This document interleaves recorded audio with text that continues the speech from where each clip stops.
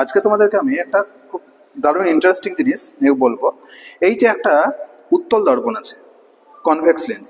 এই কনভেক্স লেন্সে তোমার এই যে কার্ভেচারটা, অর্থাৎ সারফেসটা নিশ্চয়ই সমতলের মতো না, একটু কার্ভ থাকবে, এদিকেও একটু কার্ভ থাকবে, অর্থাৎ বোথ সাইডে একটা কার্ভেচার আছে। তো এই যে এই কার্ভেচারের রেডিয়াস কত, অর্থাৎ রেডিয়াস অফ কার্ভেচার, বক্রতা ব্যাসার্ধ কত এই বক্র সারফেসের, সেটা তোমার যদি ক্যালকুলেট করতে হয় তুমি কিভাবে ক্যালকুলেট করবে? দেখো এটা কিন্তু একটা তোমার কনভেক্স উত্তল লেন্স আছে। এবার এটা যখন মাপবে তখন তোমার কিন্তু এই স্ফেরোমিটার যন্ত্রের সাহায্যে মাপা হয়। স্ফেরোমিটার যন্ত্রে কিন্তু there has a two type of scale. Okay, এখানে দুটো টাইপের স্কেল আছে।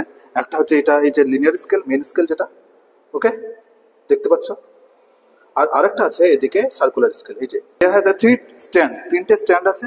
এই মিডিল স্ট্যান্ডটা কিন্তু অ্যাডজাস্ট করতে হয় তোমার যে সারফেসটার বক্রতা ব্যাসার্ধ নির্ণয় করবে। এখানে উত্তলের ক্ষেত্রে মাঝের সারফেসটা উঁচু থাকে, তার মানে এটা মিডিল স্ট্যান্ডটা একটু উপর দিকে উঠবে।